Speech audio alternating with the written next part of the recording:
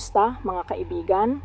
Kung gusto mong malaman ang inspirasyon sa likod ng tagumpay ni Coco Martin, huwag kalimutang mag-subscribe at i-click ang notification bell para updated ka sa aming mga bagong kwento dito sa Biographies Unfolded.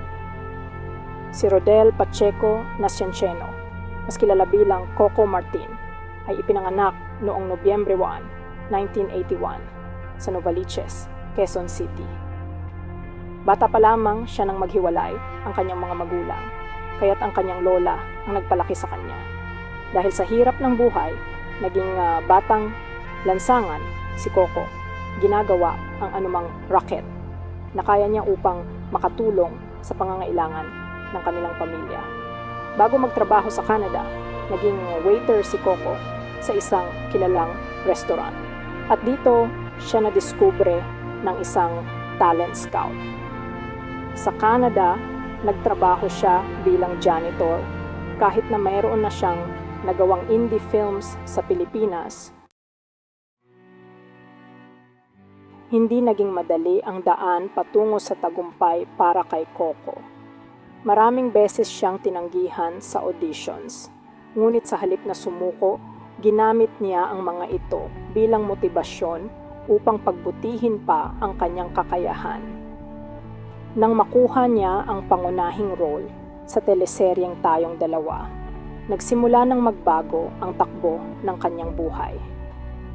I-share mo ang video na ito kung nabibigyan ka ng inspirasyon ng kwento ni Coco Martin.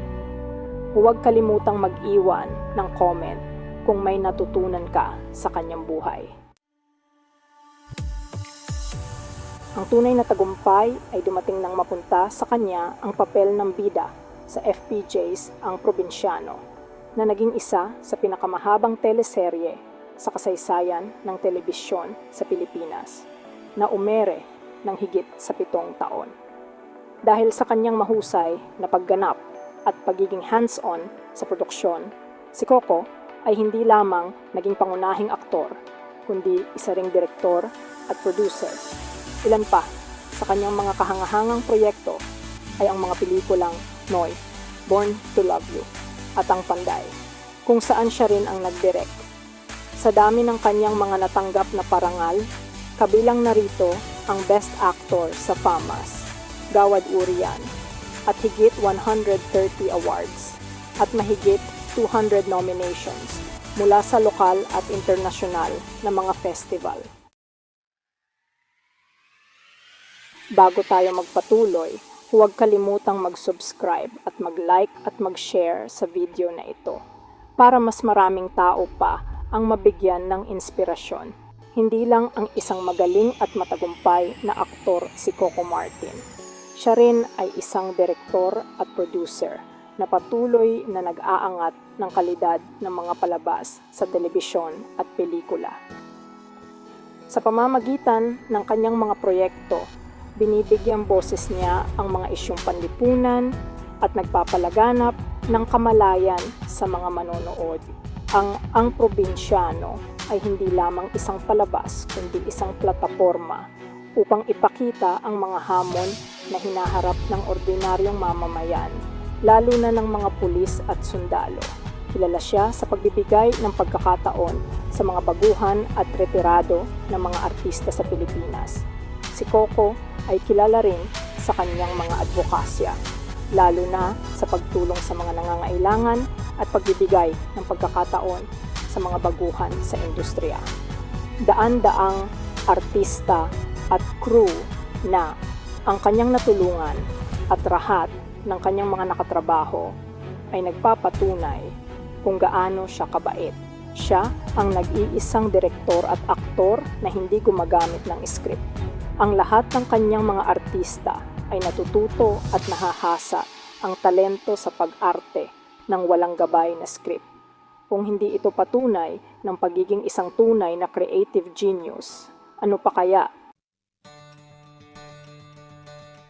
Ang kwento ni Coco Martin ay nagpapakita na walang imposible para sa taong may determinasyon at pangarap.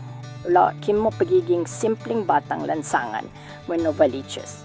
Itstakin na siya ang simbolo ng tagumpay at inspirasyon para sa maraming Pilipino. Kilala rin siya sa kanyang pagiging mapagkawanggawa. Sa kabila ng mga tagumpay na kanyang nakamit, nananatiling mapagkumbaba si Coco at patuloy na tumutulong sa kapwa. Sinusuportahan niya ang iba't ibang charity at organisasyon. Memesigassi siya sa Pockets Lane, siya tamang hihirap na dipata at imago ng nangangarap na artista. Naniniwala si Coco Martin sa pagbabahagi ng biyaya. Nagbibigay siya ng oportunidad sa mga baguhan sa industriya.